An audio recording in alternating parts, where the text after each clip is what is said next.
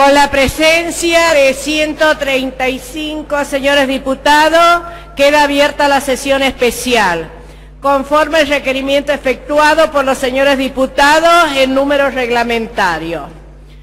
Por secretaría se dará lectura de la resolución dispuesta por esta presidencia, convocando a la sesión especial. Que el Senado de la Nación, por un trámite paralelo al que estamos efectuando, acaba de aprobar una resolución de idéntico tenor que la que nosotros hemos puesto hoy en trato. Señor diputado, por el dictamen de minoría tiene la palabra la diputada Elisa Carrió.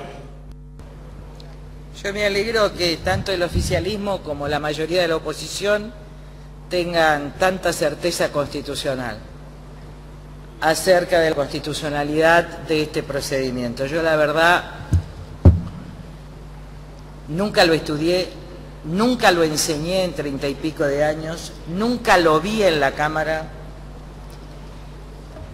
y sí me gustaría hacer 3 órdenes de argumentos. No voy a ser yo la que impugne la inconstitucionalidad de la sanción de ese proyecto, no se preocupen. Estoy preocupada mucho más por el precedente, por el sistema y por lo que pueda pasar el uso de este precedente para mayorías y minorías en el futuro en el Congreso de la Nación y básicamente en la Cámara de Diputados. El primer argumento es de tipo sistémico, constitucional y tiene que ver con el régimen político que determinado criterio puede expresar. Los regímenes cesaristas, en el caso de Napoleón se llamaba cesarismo plebiscitario, pero son regímenes cesaristas.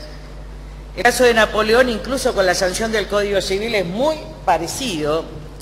Lo que hacía Napoleón era ejercer autoritaria y concentradamente el poder con varias asambleas y con el Senado.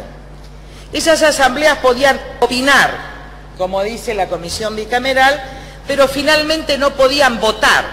Con lo cual había como una doble moral o un relato y una realidad, donde Napoleón decía respetar la famosa creación de la democracia y la asamblea, pero en los hechos operaba como un César, de ahí que se llama cesarismo plebiscitario.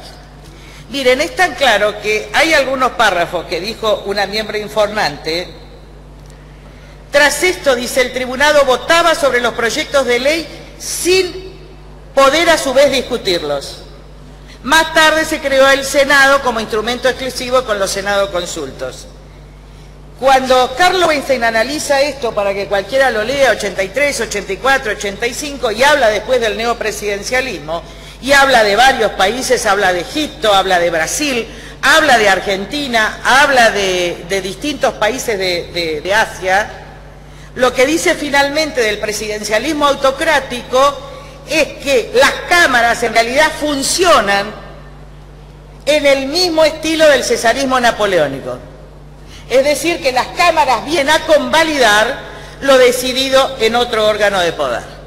Yo creo que este es el funcionamiento del régimen que acá se hace efectivamente napoleónico y efectivamente cesarista. Y voy a explicar los hechos, segundo argumento, de lo que yo llamo la república invertida. Nosotros tenemos una república presidencial donde hay un órgano complejo como es el Congreso que debe sancionar la ley. Tenemos un órgano que la ejecuta, no es el caso del Código Civil, y tenemos un órgano que lo controla. ¿En qué consiste la república invertida? En que el proyecto de ley de unificación del Código Civil y Comercial lo hizo el presidente de la Corte Suprema de Justicia de la Nación y un miembro de la Corte. Candidato a presidente, como dice el kirchnerismo de la República, a partir de este momento, como ustedes se dan cuenta en los diarios hegemónicos que ustedes llaman. Muy bien, entonces, de ahí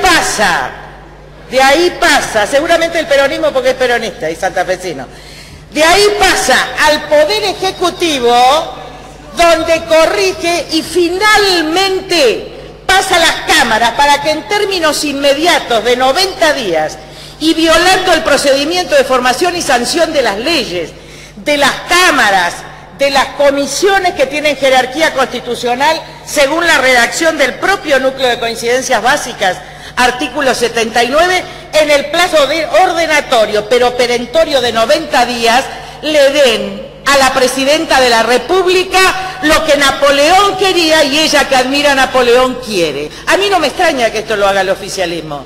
Lo que me extraña es que a este cesarismo se pliegue la oposición sin resistencia. Nosotros no compartimos esa legitimación, no compartimos el destrato del señor jefe de gabinete al líder de la oposición en esta bancada. Lamentablemente, si nosotros hubiéramos dado ahí, nos hubiéramos retirado, y no estamos dispuestos a sufrir el atropello constitucional para satisfacción de ningún César, mujer, hombre, ni de ningún partido. Segundo argumento, señora Presidente, cuando usted lee Vidal Campos, cuando explica el procedimiento de formación y sanción de esas leyes, es cierto que es un órgano complejo y que hay relaciones interórganos. Pero lo que dice claramente es que cada Cámara transita separadamente. Yo les digo, transita separadamente. Cámara de origen, dictamen, sanción, Cámara revisora, porque miren la incoherencia de esto. Supongamos una ley de presupuesto, que por conveniencia, como dijo de acuerdo al artículo 104, se decida tratar en comisión bicameral. Total, se respeta la Cámara de origen, que es diputados. Esto es como si en realidad hay un contralor, una toma del control de la Cámara de Diputados por parte de una oligarquía cerrada de acuerdos del Senado de la Nación, claramente bipartidista desde hace muchos años. En esto terminó el bonapartismo. En esto terminó. Entonces, digo, separadamente.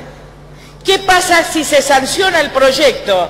La bicameral se expide, se trata de un despacho no de la comisión permanente, sino de una bicameral, se expide el Senado.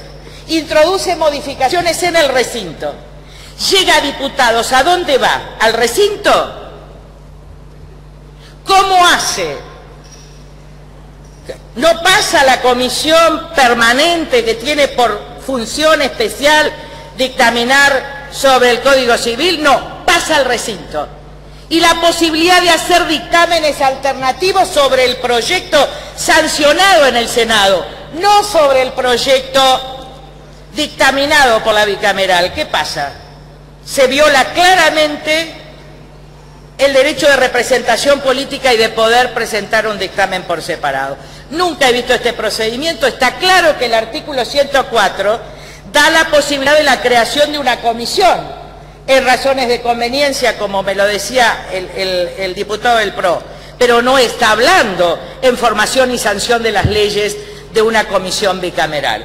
Este es el primer caso que yo leo, que yo estudio, que viví. Es el primer caso. ¿Y saben qué? No es esto, es el precedente. Una mayoría circunstancial, que puede no ser esta, pero que cuente con más del 50%, puede crear en ambas cámaras, por acuerdo de partidos, y no con la mayoría de ahora, comisiones bicamerales para saltar la representación que tengan en las cámaras respectivas, fundamentalmente en la Cámara de Diputados de la Nación, que a diferencia del Senado se renueva cada 2 años y que tiene un nivel de representación multiplicado y exponencial respecto de senadores.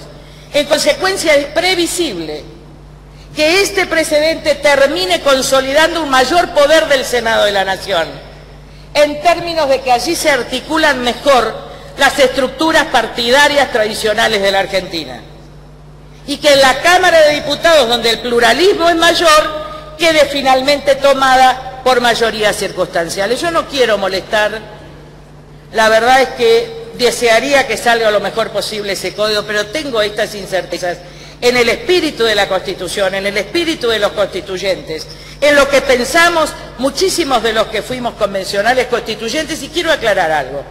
Yo viví experiencias concretas, se lo dije a Ricardo, que lo iba a decir, de cuando el manejo oligárquico pretende restarle poder a las cámaras para que solo certifiquen. Lo viví con el núcleo de coincidencias básicas, yo no tenía nada que ver con la política, donde algunos juristas y líderes de partido condicionaron a todo un congreso y a toda una convención sobre reglas que no se tocaban y que yo voté en contra por inconstitucional. Y yo podía votar, que estaban excluidos, pertenecía en ese momento al bloque radical, y con el mismo argumento dije, este argumento es oligárquico. Acá hay un pacto oligárquico por fuera del Parlamento que condicionó la reforma y un pacto oligárquico que se repite en esta convención constituyente para impedir la participación de la minoría. La efectiva participación. Y terminé en la abstención porque algunos no podíamos votar sino en paquete que también votó la presidenta y el expresidente Kirchner. Y en ese momento yo pertenecía a ese bloque y me negué constitucionalmente. Me negué por 18 años de haber enseñado esto en la universidad y tuve otra experiencia en el Consejo de la Magistratura. En el Consejo de Magistratura, Pichetto era presidente de la Comisión de Asuntos Constitucionales y yo era vicepresidente por el radicalismo. Primera ley. A mí me llamó Arnoldo Kleiner, y acá está Gil Lavera, que no puede mentir porque todos tuvimos una gran discusión y Terraño era presidente del Comité Nacional, para decirme que yo podía ser una brillante defensora del acuerdo que estaban celebrando en los despachos de la Casa de Gobierno entre el partido que era presidente de la Comisión de Justicia y que iba a venir el paquete a la Cámara de Diputados. Se negaron los diputados del PJ, incluido Pichetto, incluido Soria, en asuntos constitucionales. Me negué yo como presidente. Y el radicalismo se negaba a firmar porque no quería los concursos, estaba acordado que no hubiera concursos. Hasta que el día final logramos la votación. Después acompañó el frepaso. Yo vi cómo juristas y pequeñas oligarquías de los partidos tradicionales se apoderaban del poder que pertenecía a la Cámara de Diputados, no básicamente al Senado, donde están las estructuras realmente más consolidadas del poder tradicional en la Argentina. No formé parte en el núcleo, no formé parte en el Consejo de la Magistratura y batallé en el Comité Nacional y se impuso la posición de no someternos a los acuerdos fuera del Parlamento. Y vuelvo a reiterar esta posición porque me parece dañosa e innecesaria. Y este es el último punto. ¿Por qué innecesaria?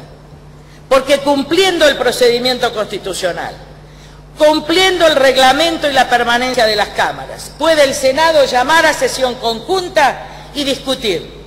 Y puede invitar a los presidentes de las comisiones de legislación de diputados para que asistan y entonces se invita a los juristas. Puede sancionar Senado, puede venir y haber una reunión conjunta donde el oficialismo tiene mayoría para que se analice y se vote. ¿Por qué hacerlo mal si se puede hacer bien? ¿Por qué? ¿Por qué hacerlo mal y con este espíritu si se puede hacer bien? Yo me niego a ser atropellada, yo no tengo la certeza total de la constitucionalidad o inconstitucionalidad. Pero esta duda de lo que he enseñado y he practicado durante 30 años, me dicen al menos que tengamos más cuidado, que si podemos hacer como siempre se hizo, lo hagamos por la envergadura. Y en último lugar, no comparto que los sectores de la oposición con resignación apoyen el cesarismo presidencial, porque eso es presidencialismo autocrático autoritario. No estoy dispuesta a darle el gusto y a ser atropellada. Yo no sé si a usted le pasa, presidente, y no sé si le pasa a algunos diputados. Cuando hablaba y le contestaba el señor jefe de gabinete al presidente del bloque radical, que había tenido para mí un exceso de contemplación y de buenas formas, no lo hubiera tenido yo jamás, esto es obvio. Esto es obvio. Fue contestado y destratado. Y nadie se siente humillado. Pues bien, yo me siento humillada que me pongan el plazo, que me alteren los procedimientos y que destraten a un líder de la oposición en esta Cámara de Diputados, y nuestro bloque no está dispuesto a consentir el atropello, aunque sea mayoritario. Muchas gracias, señor presidente. Tiene la palabra